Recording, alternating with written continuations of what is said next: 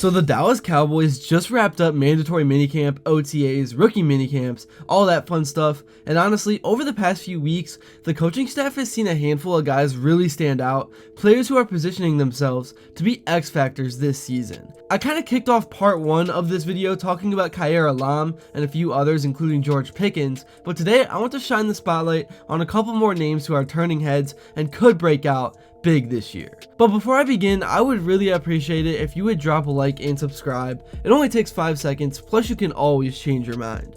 We are on the road to 60,000 subscribers, and with your support, I believe that we can get there super fast. Alright, so first up is a guy that we all know has been turning heads in camp, Miles Sanders, the veteran running back formerly of Philadelphia and Carolina. You may be excited about rookies like Jaydon Blue and Phil Maffa, and don't get me wrong, I'm excited too.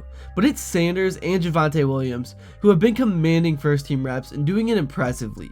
Miles brings dual threat versatility to this backfield. He can run, he can catch, he can block, and he's doing it all consistently in front of coaches and staff.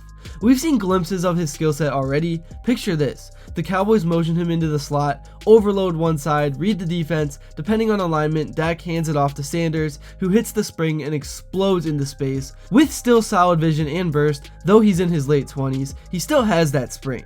Patrick Walker of DallasCowboys.com noted that Sanders has a spring in his step and is thriving as a receiver out of the backfield. In minicamp, he even caught an out route in the red zone from Dak for a touchdown. Brian Schottenheimer and Clayton Adams love multifaceted backs who can keep defenses guessing, and Sanders checks every box. Meanwhile, Blue brings home run speed as a pass catcher, and Maffa brings the bruising downhill style, but Sanders, he's the glue, a veteran with elite vision and nuance. The Cowboys may lean on him early in the season while the rookies grow. Obviously, I don't think Sanders is a quality number 1 option at this point, but he is better than what they previously had. Alright, moving on, let's talk about the QB position beyond just Dak. Let's talk about Joe Milton. This guy has camp footage that blows up the tape room for whatever it's worth. First off, the arm strength. He's a literal freak of nature. He's standing next to Dak Prescott, pushing the ball 85 yards downfield, and the coaches are seeing it live. This isn't a fluke. Every rep he's dropping back, scanning the field, stepping into deep throws, rolling around, throwing darts. It's next level stuff, and we all know this guy has tons of talent and upside. That's why Dallas made the move to get him. Here's what scouts are saying. One player who really caught my attention was quarterback Joe Milton.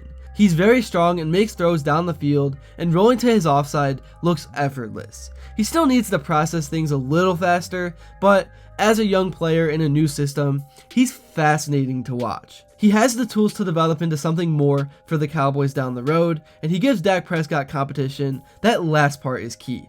Dak isn't untouchable, the pressure is on now. Just knowing that someone questions your job even a little bit is motivation, and that pressure can sharpen performances. Picture a rollout.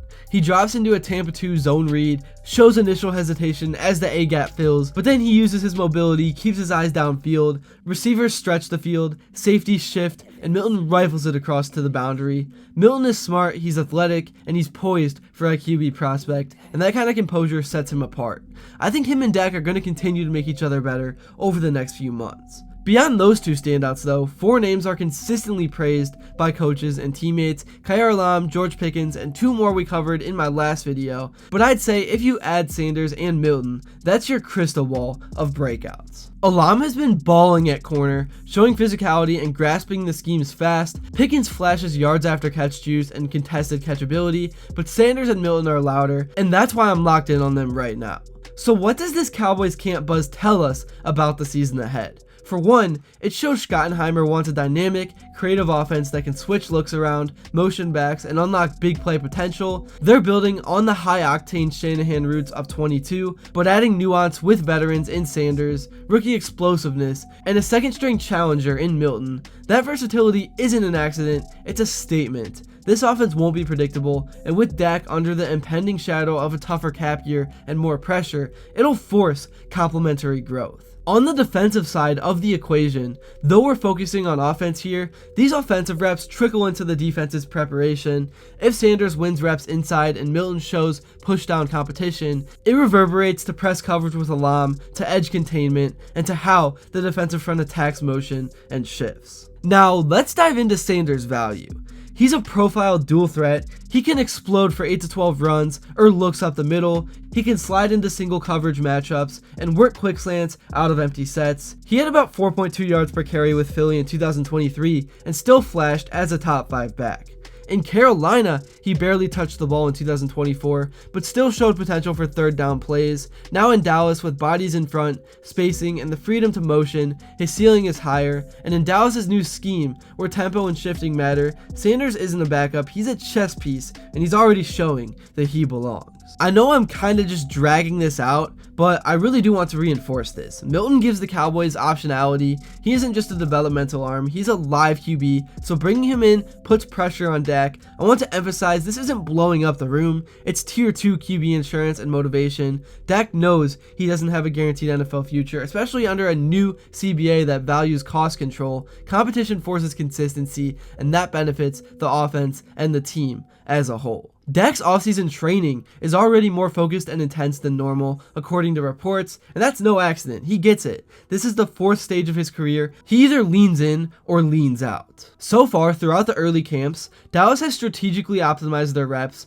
We saw a veteran running back with dual threat ability earn first team snaps early. We're watching a rookie QB push a seasoned Pro Bowler. We're seeing Schottenheimer put versatility and adaptability front and center. They're challenging the roster to level up immediately. Alright, moving on. I think that's enough of that. I think you guys get the point. Let's move on to some rumors, because Dallas actually has a chance to, and has been actually urged to trade for yet another dynamic weapon. This one from the Jacksonville Jaguars. I know I said Miles Sanders had great camps and that I'm excited for him to have another opportunity, but if Travis Etienne became available, you have to get him if you're Jerry Jones and the Cowboys front office. The Dallas Cowboys should already be calling about Etienne's availability. They currently have a backfield headlined by Javonte Williams and Miles Sanders, 2 big question marks given their recent production, and have shown a willingness to trade for talent post-draft, one reporter said.